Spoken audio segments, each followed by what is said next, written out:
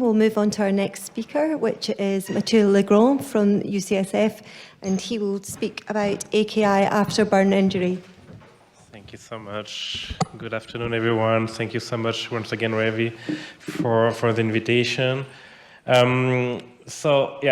Discuss acute kidney injury after burn injury. So I don't know how many of you have experience in burn injury, but it could be very challenging patient. So a few epidemiological facts about burn injury.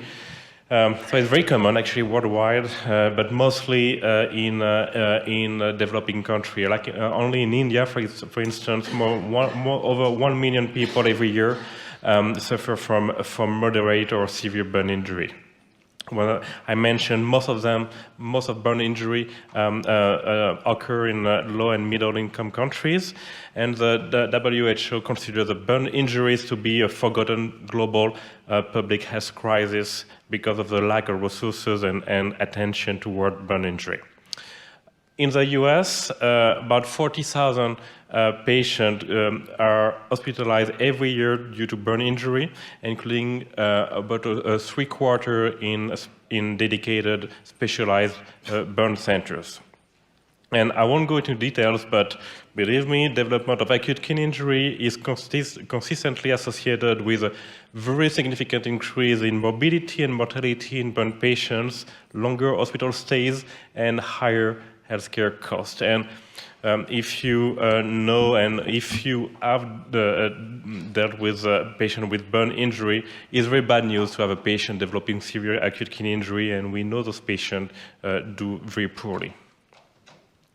Regarding the pathophysiology, because it's what about this presentation, early acute kidney injury, most of the time defined as acute kidney injury within 48 hours of a burn injury, and late have kind of a different mechanism, and even though there are, of course, some interaction, the triggers are most of the time different. For the early acute kidney injury, which is still the most of the patient developing acute kidney injury, developing it early after the injury, factors are hypovolemia, as you can imagine, inflammation, hemolysis, fibromyalgia, and toxic, and we'll talk about that a bit further.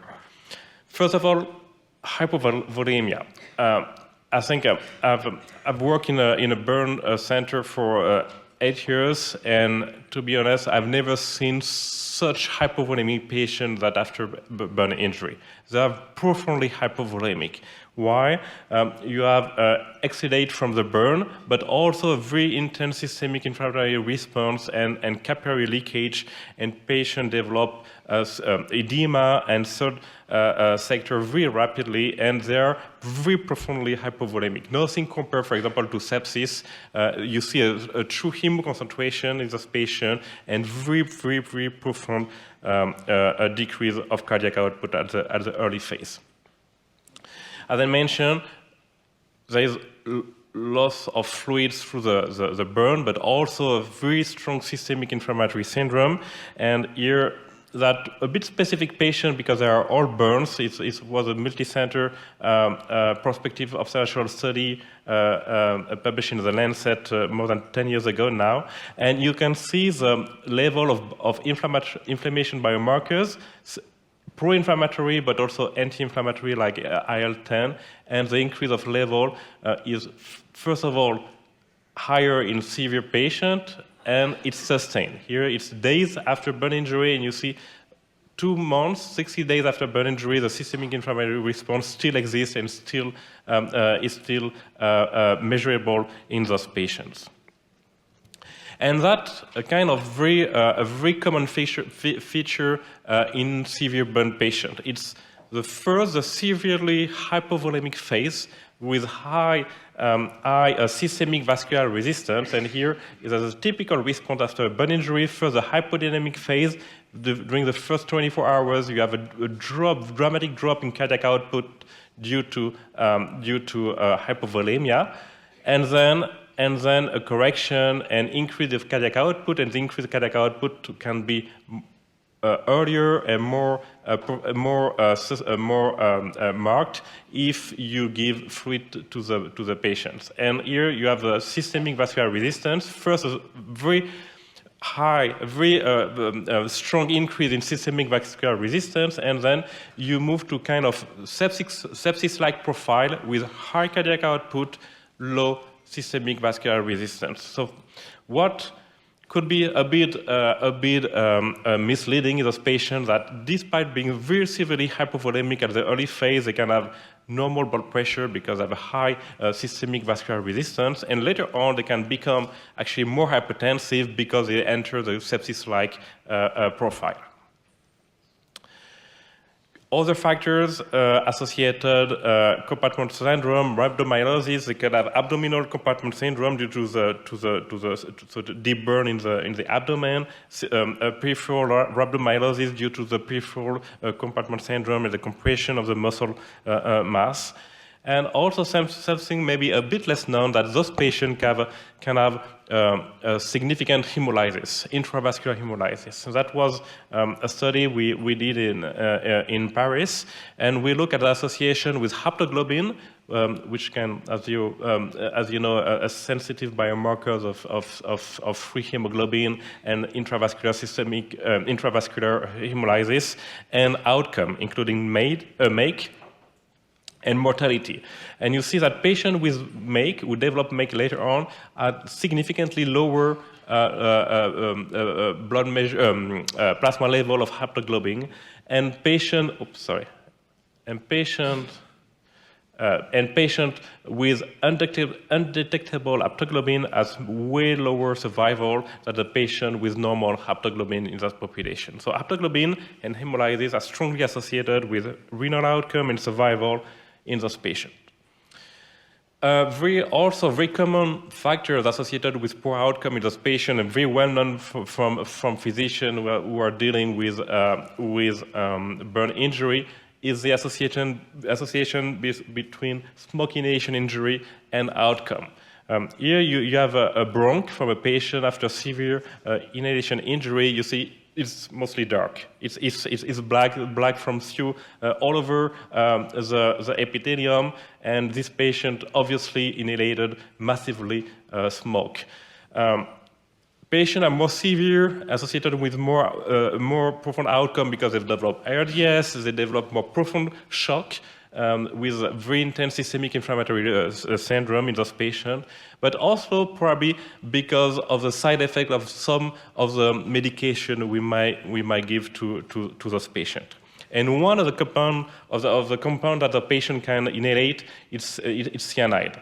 And cyanide, as you know, is a potent mitochondrial poison, and can block the complex 4 of the mitochondrial chain, and be associated with mitochondrial dysfunction and alteration of the use of oxygen. And that could be rapidly lethal if left untreated. And there is some antidotes for that, including the cyanokite, which is hydroxycobalamin, which scavenge the cyanide here to give the cyanocobalamin will be later on renally excreted. So in patients with true cyanide intoxication, it's for sure a life-saving medication. The problem that it also comes with side effects, including renal side effect, and that it's also a study we did in my former unit, in which we measure the urine oxalate level in patients with smoke inhalation injury who did not receive the medication and those who received the medication. All the patients had some increased level of urine oxalate after receiving hydroxycobalamin. And in a few patients in which we could do kidney biopsy, we clearly saw some oxalate crystals in the kidney. And those patients were clearly having a severe acute kidney injury.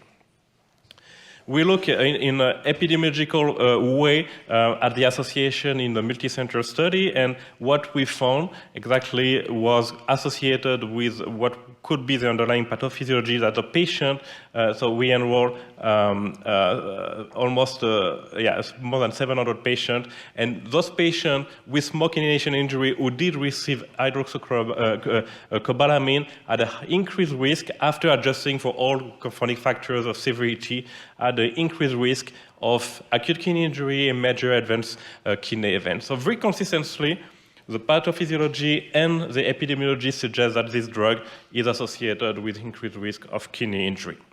I would say that's true in burn patients, but that might go beyond actually burn patient. And I don't know if you know, but there is a recent interest of giving hydroxycobalamin in patients with distributive shock in septic patients.